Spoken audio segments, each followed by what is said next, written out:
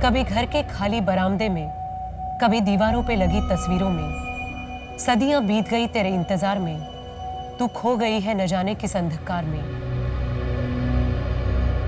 तेरी याद मुझे रुलाती है, पर एक लौ है मेरे अंदर जो मुझे उठाती है। मैं चलती हूँ, भागती हूँ, आज भी तुझे ढूंढती हूँ। एक बच्चा जब गायब होता है तो उसका परिवार उसे ढूंढने के लिए हर मुमकिन कोशिश करता है, और दूसरी तरफ वो बच्चा न जाने कितने अत्याचारों से गुजरता है। एनसीआरबी की 2019 के रिपोर्ट के मुताबिक लगभग 1,19,617 बच्चे लापता हुए थे। मतलब 327 बच्चे हर दिन 10 साल के अंतराल में। इनमें से काफी बच्चे खोज लिए गए, पर तकरीबन 48,000 बच्चे अभी भी गायब हैं। हमने आज तक गुमशुदा बच्चों की कई कहानियां देखी, लेकिन आज का केस ऐसा है जिसमें एक बच्ची गुमशुदा हुई, लेकिन पुलिस प्रशासन को यह समझ में नहीं आ रहा था कि कोई उस बच्ची को ढूंढना भी चाहता है या नहीं। नमस्कार, मैं सोनाली कुलकर्णी क्राइम पेट्रोल सतर्क के इस नए अध्याय में आपका स्वागत करती हूँ।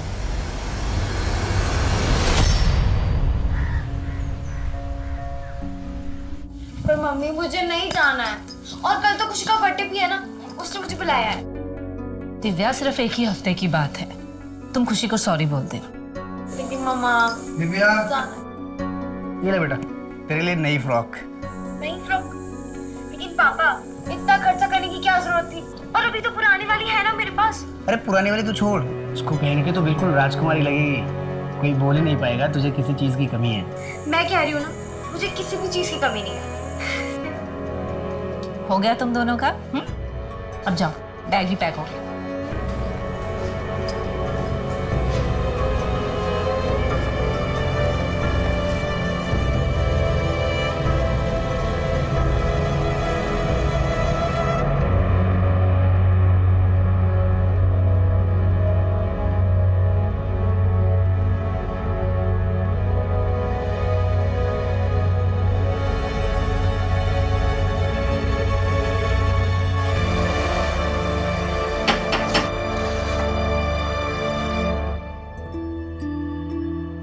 बेटा,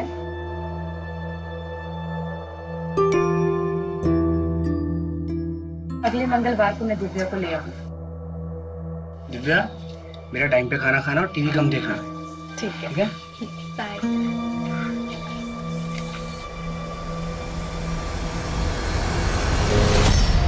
अम्मी, मैं एक दिन और रुक जाऊं प्लीज। बेटा, तुम्हारी मम्मी हम दोनों की पिटाई करेंगी। बोला था उन्होंने कि मंगलवार को दिव्या को वापस लाना है। मंगलवार मतलब मंगलवार। अच्छा बेटा, मेरी तबीयत ठीक होती तो मैं तुम्हें खुद छोड़ने जाती। कोई नहीं, मैं अकेली चली जाऊंगी। चलो भैया, स्टार्को जंक्शन, घर के ठीक बाहर छोड़िएगा। बाय।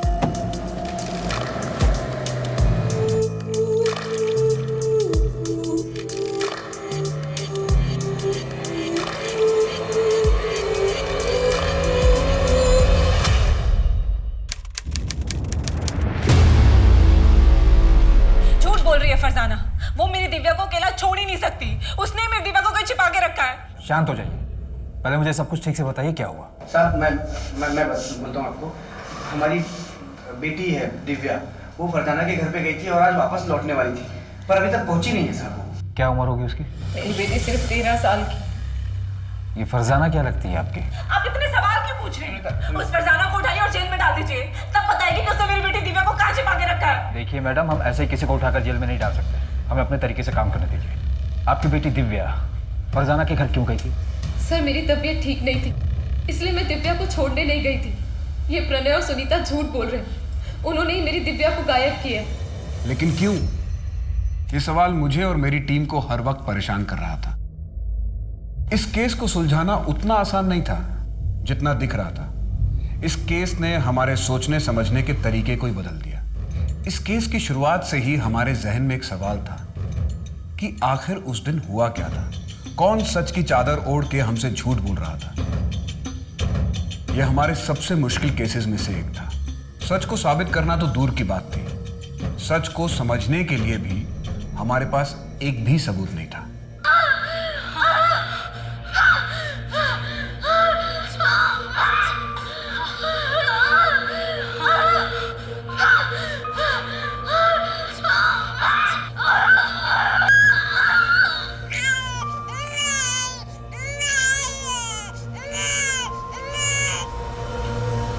लड़की हुई है।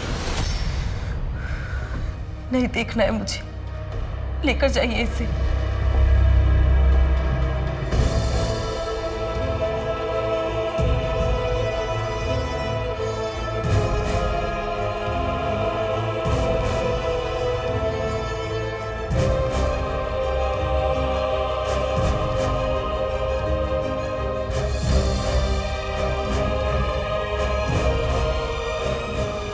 टाइम और माँ बाप का नाम?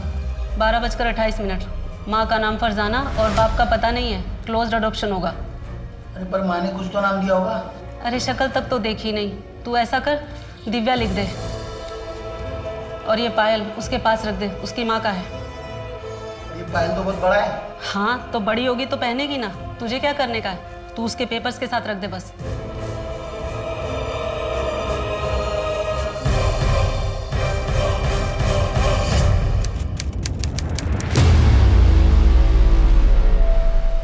देखो बेटा, अच्छा बर्ताव करना। अगर उन लोगों को तुम पसंद आ गई तो तुम्हें एक अच्छा परिवार मिल जाएगा। पसंद आऊंगी तब ना। अरे क्यों नहीं पसंद आओगी? इतनी अच्छी तो हो तुम। अगर मैं अच्छी होती तो मेरे मम्मी पापा मुझे यहाँ क्यों भेजते? देखो दिव्या, ऐसी बात नहीं है, उनकी भी कोई मजबूरी होगी ना। हाँ, मजबूरी होगी।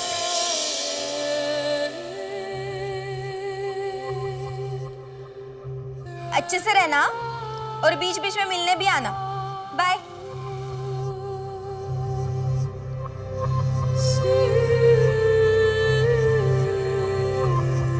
भैया कुछ खाने को दो ना। नहीं, पैसे नहीं चाहिए, भूख लगी है, खाने के लिए कुछ दो ना। आगे जाओ। दीदी कुछ दो ना खाने के लिए।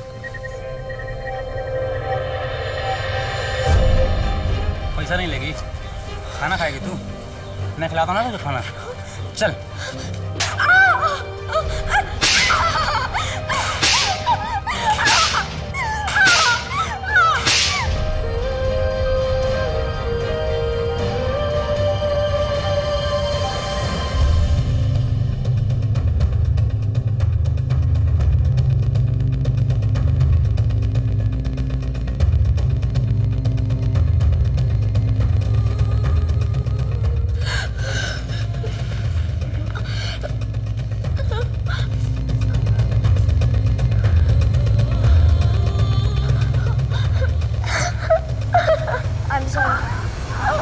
पूरे ऑर्फनेज में सबसे शांत लड़की है दिव्या।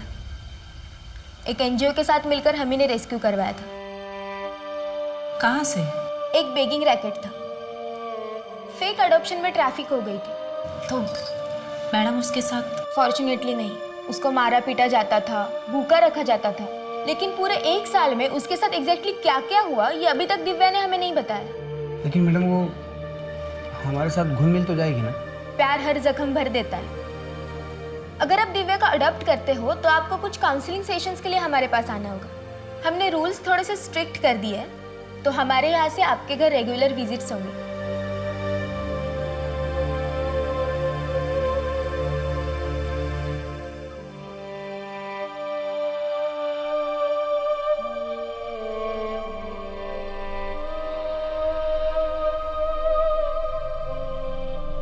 दिव्या, मैंने तुम्हारा कम क्या हुआ? अच्छा बैग मुझे। बेटा देखो मैं तुम्हारे लिए क्या लाया हूँ। कलर पेपर, ये स्केच पेन और ये पेंसिल बॉक्स तुम्हारे लिए। रख लो, रख लो बेटा तुम्हारे। दिव्या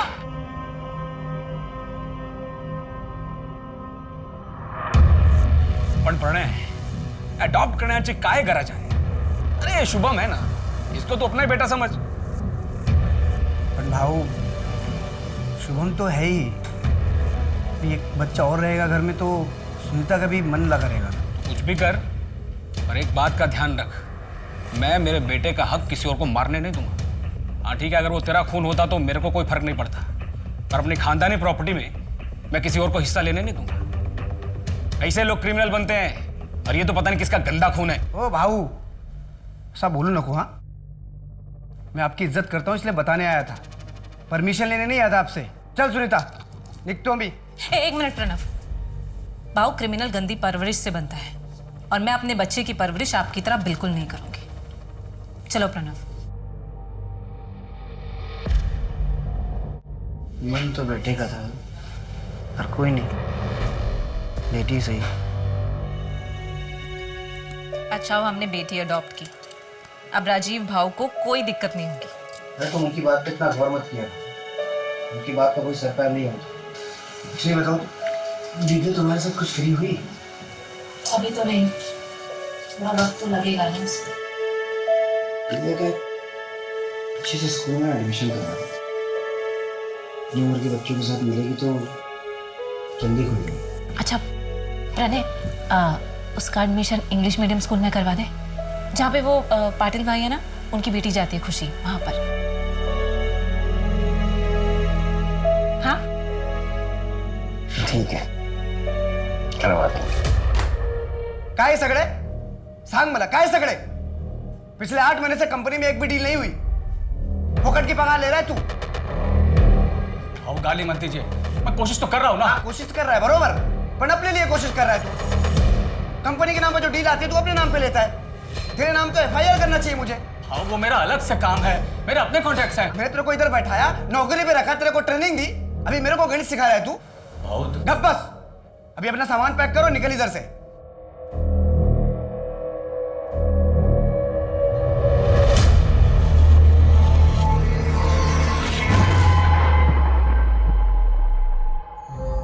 दिव्या बेटा आ जाओ, खाना लग गया है।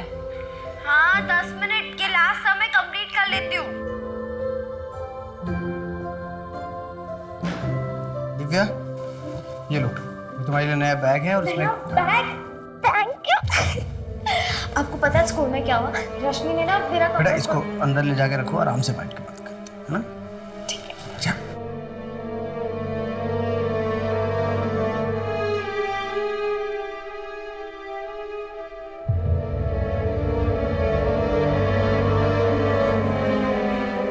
अच्छा मैं क्या सोच रही थी कि दिव्या का एडमिशन किसी सस्ते स्कूल में करवा दें। उससे क्या होगा?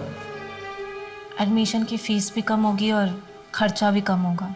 ये बात तो दिव्या को अडॉप्ट करने से पहले सोचनी चाहिए थी सुनीता। मुझे क्या पता था कि बाद में हालात इतने खराब हो जाएंगे। कोई जरूरत नहीं स्कूल चेंज करने का, मैं कोशिश कर रहा हूँ, कुछ ना कुछ हो जाएगा।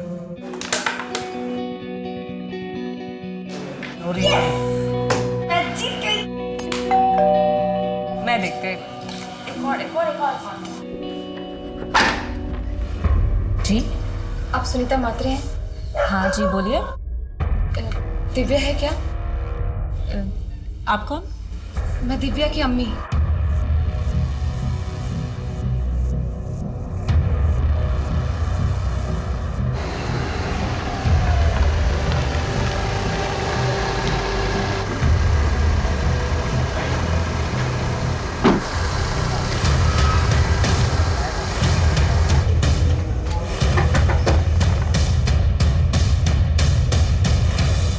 हाँ साहब, मेरे को सिर्फ इतना याद है, इस लड़की को जिधर छोड़ा था उधर कोई तो था जिसने दरवाज़ा खोला था। आदमी था या औरत? सर आदमी था या औरत ये तो पता नहीं, लेकिन मैडम ने जहाँ बोला मैंने छोड़ दिया था। अगर कैब वाले ने दिव्या को प्रणय और सुनीता के घर के बाहर ड्रॉप किया था तो फिर दिव्या घर क्यों नहीं पहुंची? कहीं ऐसा तो नहीं है कि दोनों झूठ बोल रहे हैं? सर कोई तो झूठ बोल रहा है। ये दिव्या आउट ऑफ वेडलॉक बच्ची है। 13 साल पहले फरजाना ने उसे अडॉप्शन के लिए दिया था, फिर ये अब क्यों आई है? फरजाना मेरी बात को समझो तुम, मैं अभी तुमसे शादी नहीं कर सकता हूँ, अम्मी नहीं मानेगी। सफी तुम एक बार अपनी अम्मी से मिलाओ तो मुझे, मैं उन्हें मना लूंगी। मैं उनकी इतनी सेवा करूंगी कि वो भूल जाएंगी कि मैं किस जाति की हूँ। फरजाना अम्मी को समझाना इतना आसान नहीं है। देखो मुझे थोड़ा वक्त दो, मैं अभी अपने पैरों पे खड़ा भी नहीं हुआ हूँ। मैं अम्मी से बात क्या करूंगा, कैसे समझाऊंगा उन्हें? ठीक है, लेकिन जो भी करना है जल्दी करो, मेरे पास ज्यादा वक्त नहीं। मैं अभी चलती हूँ, अब्बू घर पे इंतजार कर रही हूँ। अच्छा सुनो तुम, इतनी मुश्किल से तो आई हो तुम फरजाना, 10 मिनट की रुक जाओ।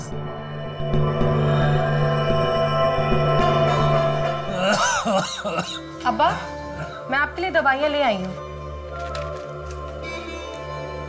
चलिए। मुर्तजा फिर से आया था। वो बिना दहेज निकाह करने को तैयार है। उसकी बस एक ही शर्त है कि निकाह के बाद नकाब पहनना होगा। अब्बा, वो होता कौन है शर्त रखने वाला? मुझे निकाह नहीं करना। अब दवाई पीजिए। बहुत डर लग रहा है। पुलिस आएगी तो बाल की खाल निकालेगी। कहीं घबराहट में मुंह से कुछ निकल गया तो क्या करूं? निकल जाऊं क्या? ठीक है।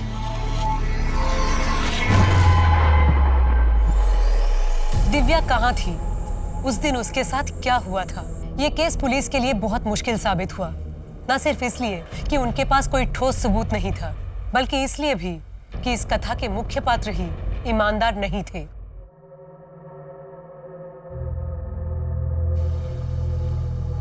बुरा साया है तुझ पर, और वो इतनी आसानी से तेरा पीछा नहीं छोड़ेगी। बुरा साया? तो पापा आप ही बताइए ना, क्या करना होगा मुझे? अरकान करना होगा।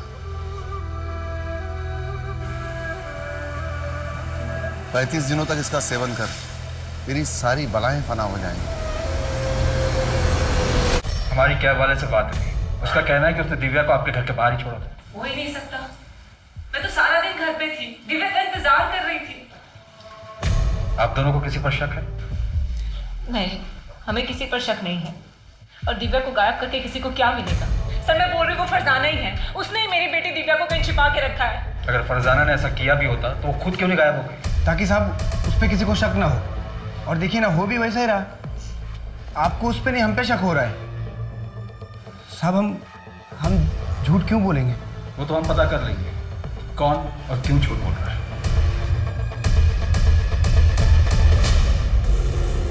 देख प्रणय, अगर दिव्या से तू मेरी शादी कराता है तो मैं तुझे 8 लाख रुपए दूंगा, और तुझे वो वापस भी देने की जरूरत नहीं। भाऊ, क्या बात कर रहे हो? मेरी दिव्या सिर्फ 13 साल की है। तो क्या हुआ, आज नहीं तो कल शादी तो करवाओगे। 8 लाख छोटी रकम नहीं होती। पैसे वाला तो क्या? अपनी बेटी बेचूंगा तुझे? हाँ, निकल यहाँ से। और आइंदा मेरे घर पे दिखाई मत पड़ना। आइंदा दिखाई पड़ा ना तो जान से मार दूंगा। इस कमीने ने सोच भी कैसे देखी मैंने? अपनी बच्ची बेचूंगा इसे।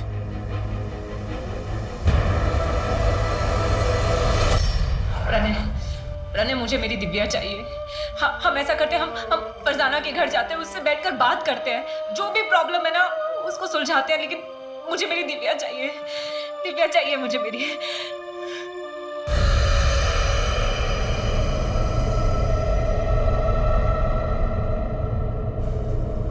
खाना लगा दिया है। हट, हाथ नहीं लगाना। नहीं खाना है तेरी नाजायज कमाई। पता नहीं क्या करके पैसे लाती है। कुछ भी करती हूँ, कम से कम अपना और तुम्हारा पेट तो पालती हूँ। और ये तुम्हारी दारू, ये तो वही पैसे से आती है। क्या बोला? जबान चलाती है? अरे जिसको देखो कुछ ना कुछ बक ही रहा है। भाग से।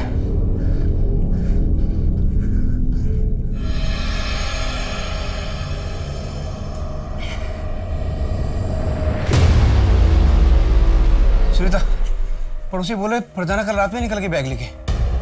क्या? तो अब क्या करेंगे? पर कैसे? उस पर नजर क्यों नहीं रखी गई थी? सॉरी सर, वो हमसे। नीलेश, ये बहुत बड़ा ब्लंडर है। फरजाना हमारी सस्पेक्ट थी और वो हमारे नाक के नीचे से गायब हो गई। ये हमारी लापरवाही का नतीजा है। सर, मैंने फरजाना के लिए लुकआउट नोटिस जारी कर दिया है। वो जल्दी हमारी गिरफ्त में। और एक बात है सर, ये प्रणय का बड़ा भाई राजीव, वो इस एडॉप्शन से खुश नहीं था।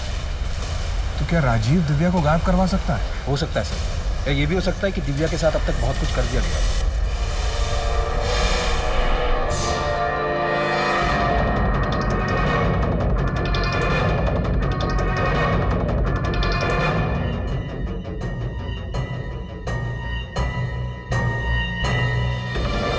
जी, मुझे अडॉप्शन से प्रॉब्लम था, लेकिन जब लड़की अडॉप्ट हुई तो फिर मुझे क्या प्रॉब्लम?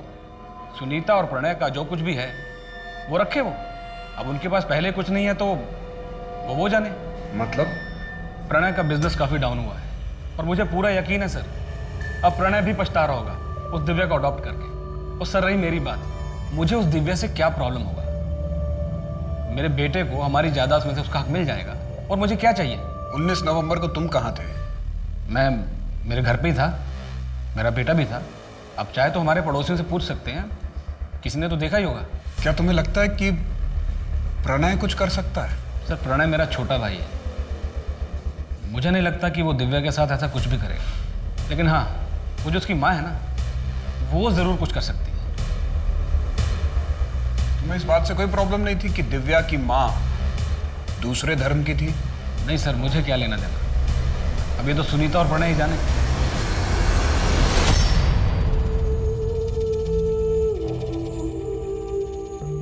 पापा ये देखो मैंने आपके लिए बनाया, हैप्पी फादर्स डे।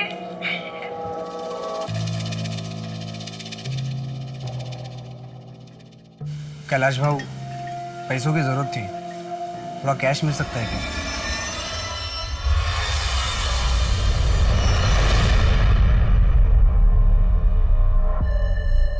कहीं तुमने ही दिव्या को? सुनीता, दिमाग खराब हो गया तुम्हारा? इतना गिरा हुआ इंसान नहीं हो कि पैसों के खातिर अपनी बच्ची को बेच दूं। मेरी मजबूरी मेरी बच्ची से बढ़ के नहीं है, और जितना प्यार तुम करती थी उतना मैं भी करता था दिव्या से।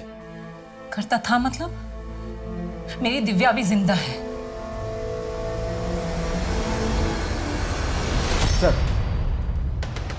सर प्रणय और सुनीता को दिव्या के लिए रिश्ता है।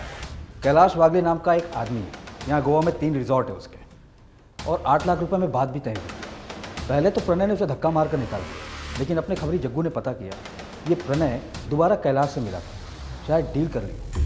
तो क्या ये चाइल्ड मैरिज का केस है? कहीं ऐसा तो नहीं कि प्रणय ने मौके का फायदा उठाया ताकि सबको ये लगे कि ये सब कुछ फरजाना ने किया है? और ये भी हो सकता है कि प्रणय और फरजाना दोनों मिले हों। ये फरजाना इंदौर से है ना? जी सर, उसका एड्रेस भी हमारे पास, मेरी लोकल पुलिस से बात भी हुई है। नहीं नीलेश, तुम खुद इंदौर जाओ और इस फरजाना की कुंडली निकालो। 1 महीना बीत गया है और हमारे पास दिव्या की कोई खबर नहीं।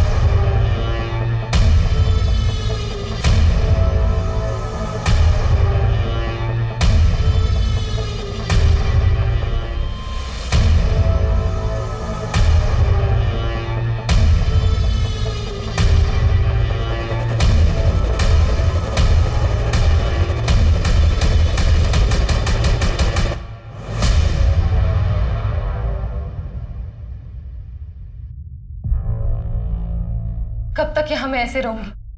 5 महीने हो चुके हैं और तुम अब तक अपने घर वालों को मना नहीं पाए। फरजाना, मैं कोशिश कर रहा हूँ ना। झूठ बोल रहे हो तुम सफी। सच सच बताओ, तुम मुझसे निकाह करोगे भी या नहीं? करूंगा फरजाना, पर सही वक्त आने पर। और वो सही वक्त कब आएगा? मैं 5 महीने की प्रेग्नेंट हूँ। तुम्हारे घर वालों को मेरे बारे में भनक भी है, और अब तो मैं अबॉर्शन भी नहीं करवा सकती।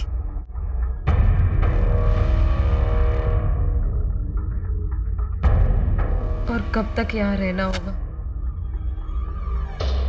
फरजाना, जब तक पुलिस मामला रफा दफा नहीं कर देती है तब तक। काश मैं दिव्या के साथ थोड़ा और वक्त गुजार पाती।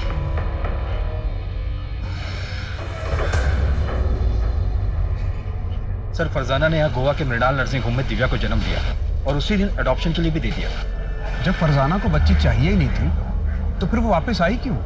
सर, ये तो फरजाना से ही पता चला। अगर वो हमें मिली तो एक बार वापस सबसे बात करते हैं, शायद हमसे कुछ छूट रहा हो।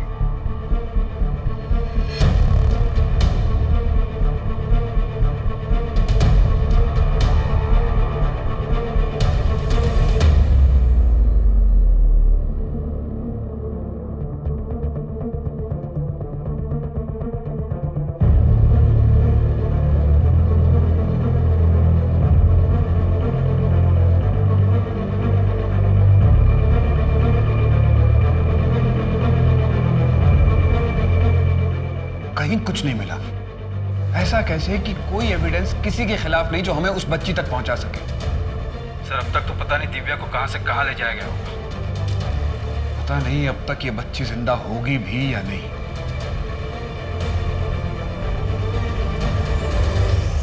छह साल बीत गए लेकिन दिव्या का कहीं पता नहीं चला। 1 साल बाद पुलिस भी दूसरे केसेस में उलझ गई और दिव्या मिसिंग केस फाइलों के नीचे दब गया।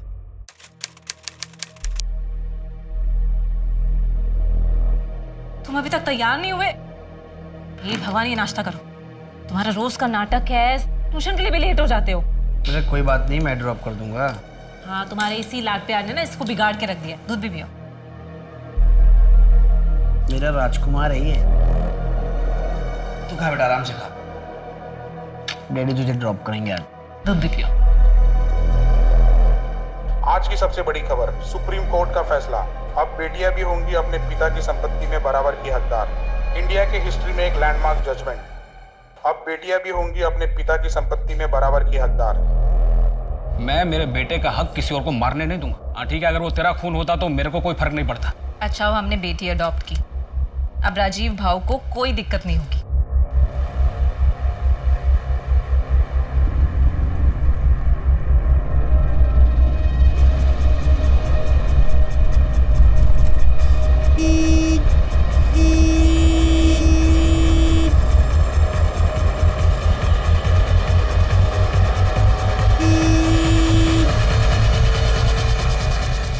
भाई क्या कर रहे हो? बीच पे खड़े हो, साइड में लो ना।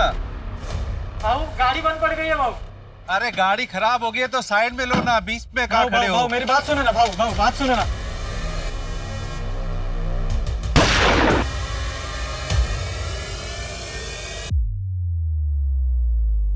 सुरेश कांबले नाम था सर। इंपोर्ट एक्सपोर्ट का बिजनेस है, बड़ा आदमी और पॉलिटिकल कनेक्शन भी बहुत स्ट्रांग थे। तभी ऊपर से प्रेशर आ रहा है। गाड़ी में नेम प्लेट भी नहीं है। कमल, ये स्टिकर देख रहे हो? कॉमन नहीं है। मैंने ऐसे स्टिकर और बाइक की फोटो सर्कुलेट करवा दी। पता करो कि कहाँ प्रिंट हुआ था और किसने करवाया था। विक्टिम के बारे में और कोई डिटेल? सर, सुरेश कांबले का ज़्यादातर बिजनेस कैश में होता था। बैंक में पैसा जमा करने जा रहा था। इतना बड़ा आदमी खुद कैश जमा करवाने जा रहा था? पैसों को लेकर वो किसी पर भरोसा नहीं करता था। फैमिली में और कौन कौन है? वाइफ पुष्पा कांबले और बेटा धीरज। वाइफ तो यहीं गोवा में और बेटा अमेरिका में पढ़ाई कर रहा है। बड़ा आदमी था तो दुश्मनी कई लोगों से रही होगी। कमल, कहीं ऐसा तो नहीं कि ये रॉबरी हमें गुमराह करने के लिए हो, जबकि असली मोटिव सुरेश को रास्ते से हटाना ही हो? सर, वो एंगल भी हम खंगाल रहे हैं, लेकिन मॉडस ऑपरेंडी जगत सिंह जैसी। जगत कौन? मुंबई वाला?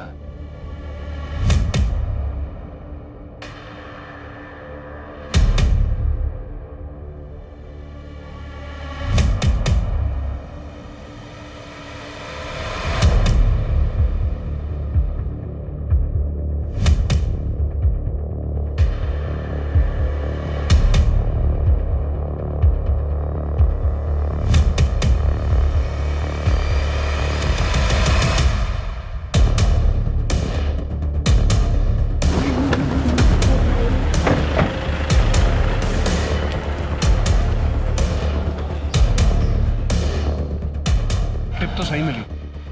जग्गू को फोन कर। हाँ जग्गू, स्कूटर तो मिल गई है। वो दोनों कहाँ पर है? आप रेस्टोरेंट में आ जाओ। यहाँ दोनों चिल मार रहे हैं।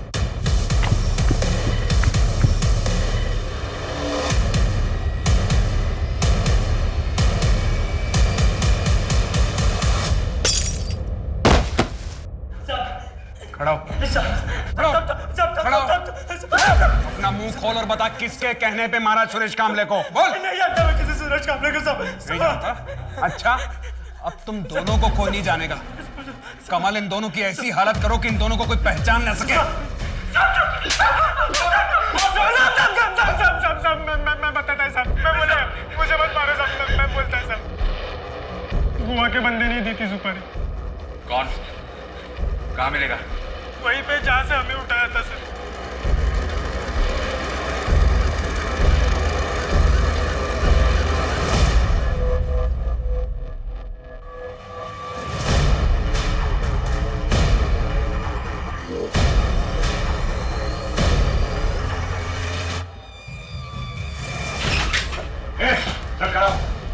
क्या कर रहा?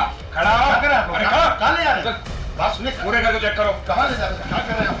कहाँ ले जा रहे? मेरी बात सुनिए।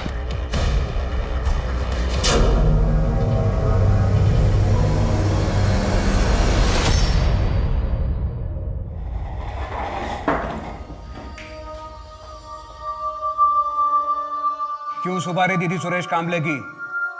वो तो तुम्हारा शागिर्द था।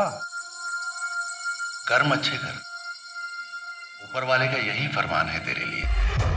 अगर अगले 2 सेकंड में अपना मुंह नहीं खोला ना तो उसी ऊपर वाले के पास भेज दूंगा। तेरा ये गुस्सा ही तेरा सबसे बड़ा दुश्मन है और यही एक दिन तुझे जहन्नुम में लेगा।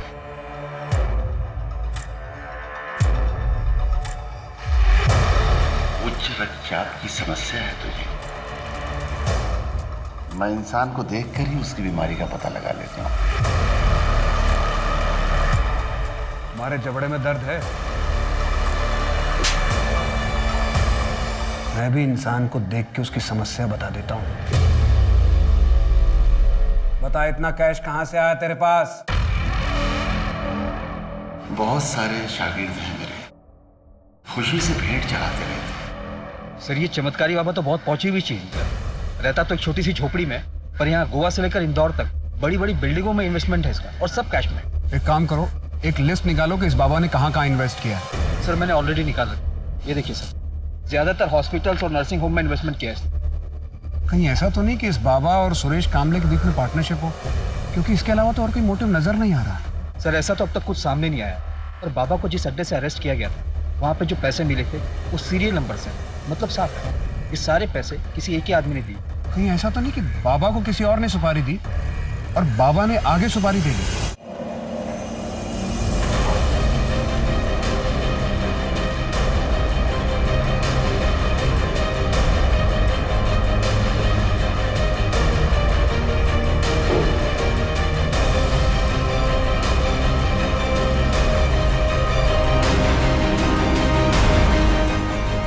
टाइम और माँ बाप का नाम? 3:24। माँ का नाम पारुल शर्मा, बाप का पता नहीं।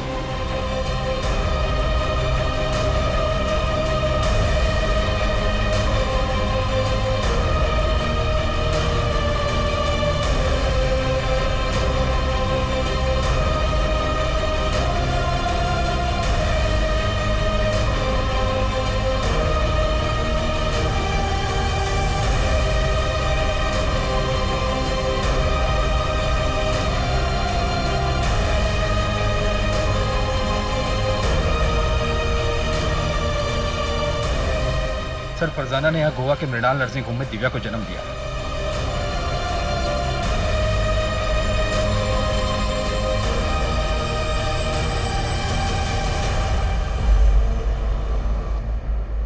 इसे जानते हो?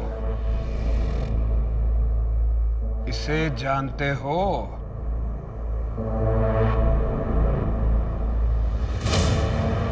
नहीं। इसे मृणाल नर्सिंग होम से अडॉप्ट किया गया था और इसने इस बच्ची को जन्म दिया था। इसका नाम दिव्या है, 6 साल से गायब है। क्या जानते हो इनके बारे में? शांति शांति शांति। खड़ा कर इसको। अब भी ठोकूंगा, अभी ठोक देता हूं। मुंह खोलेगा कि ठोक दूं तुझे? दो बटे 13 गणेश जी का पंजी।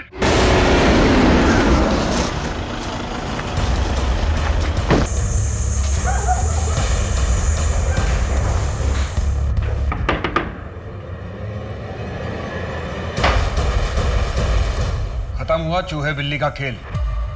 बहुत साल घुमाया तुमने। फरजाना, मेरे पास एक प्लान है, सुनो, बैठो। ध्यान से सुनना। हम एक काम करते हैं कि हम ये बच्चा एक अस्पताल में दे देते हैं। क्या बोल रहे हो तुम सफी? मैं अपना बच्चा किसी को नहीं दूंगी। फरजाना, मेरी बात ध्यान से तो सुनो। देखो, एक चमत्कारी बाबा की वजह से मुझे एक अस्पताल के बारे में पता पड़ा है। हम ये बच्चा वहाँ दे सकते हैं, वही बच्चा रख लेंगे और डिलीवरी होने तक तुम भी वहाँ रह सकती हो। हम जब निकाह कर लेंगे फिर ये बच्चा वापस ले लेंगे। और ना ही मेरा सफ़ी से कभी निकाह हुआ और ना ही मैं अपनी बच्ची को ले पाई। फिर मुझे पता चला कि सफ़ी को HIV है। मैंने अपना टेस्ट करवाया तो मैं भी पॉजिटिव आई। मौत को इतने करीब से देखने के बाद मेरे अंदर की ममता जाग गई। सोचा बच्ची कुछ जिंदगी अपनी बच्ची के साथ गुजार पाऊं, पर दिव्या आप कहाँ हैं? क्या? क्या वो जिंदा है? मैं तो सोच रही थी कि वो उन दोनों के साथ खुश है। मुझे लगा था कि उन दोनों ने दिव्या का किडनैप करवाया ताकि वो मुझे फंसा सके। इसीलिए मैं उनके रास्ते से खुद हट गई ताकि वो तीनों खुश रह सके।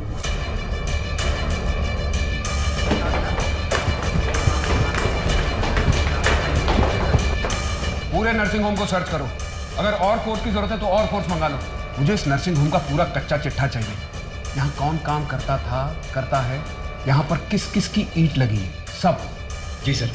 लेकिन सर, हम किस बेस पर इन्वेस्टिगेशन कर रहे हैं? इस नर्सिंग होम में कुछ तो है नीलेश। ये सिर्फ एक कोइंसिडेंस नहीं हो सकता। सर, ये देखिए सारी फाइल में क्या क्या है।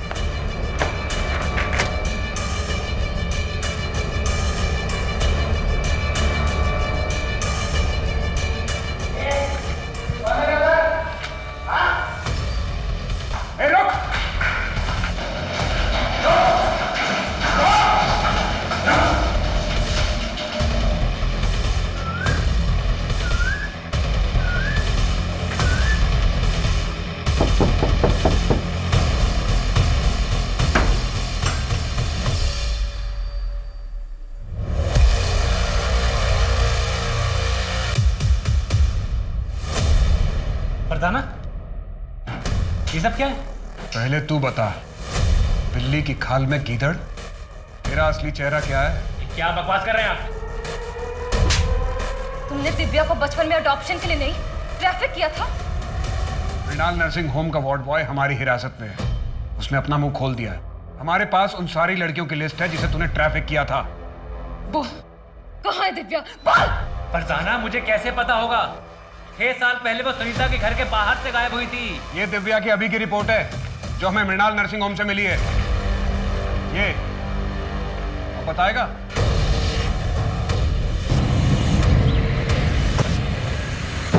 कौन हो आप? क्या हो रहा है ये? कौन हो आप? ये क्या कर रहे हो? और आप गाड़ी कर रहे हो?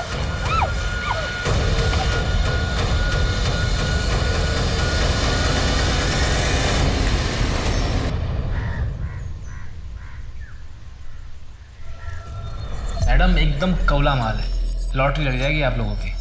महीने का 10,000। आप एक बार लड़के को देख तो लीजिए पहले। रोज देखते हैं। 10,000 रुपए के ऊपर 1 रुपया नहीं मिलेगा। ठीक है, लेकिन अगर बच्चा हुआ तो उसके पैसे मैं अलग लूंगा। ठीक है, मैं पैसे लेकर आती।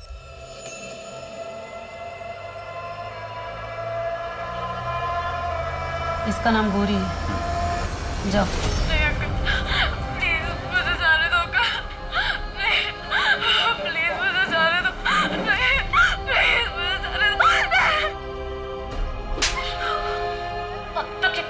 पैदा कर पाए, कब तक मुफ्त का खाएगी?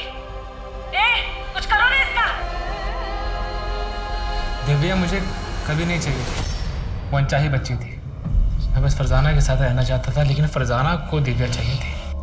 इसलिए मैंने एक ऐसा रास्ता निकाला जिससे मेरे पास पैसे भी आ गए और दिव्या से छुटकारा भी मिल गया।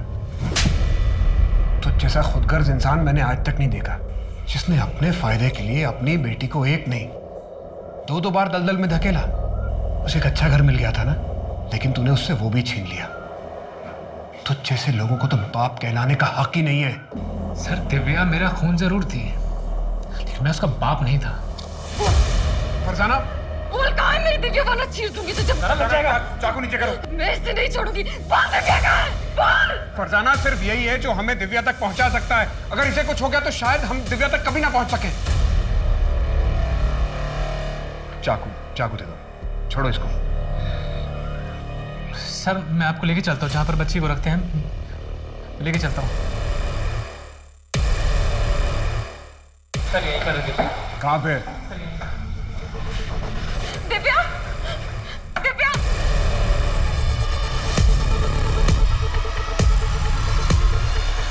दिव्या मेरी बच्ची।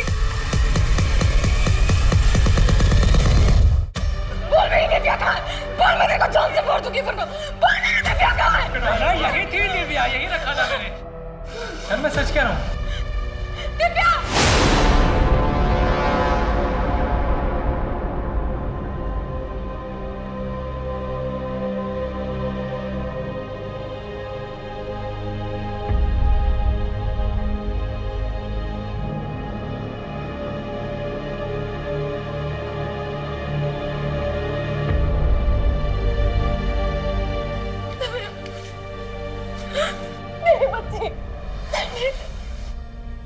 मुझे तुम लोगों से अब कोई लेना देना नहीं है। लेकिन बेटा मैंने कुछ नहीं किया है, मैं कुछ भी नहीं जानती थी। पैदा होते ही मुझे फेंक दिया, और जब मेरी जिंदगी में एक उम्मीद की किरण आई तो तुम अंधेरा बनकर आ गए। अगर तुम मेरी जिंदगी में ना आती तो मेरे साथ ये सब कुछ नहीं होता। बेटा मैं इसमें शामिल नहीं थी।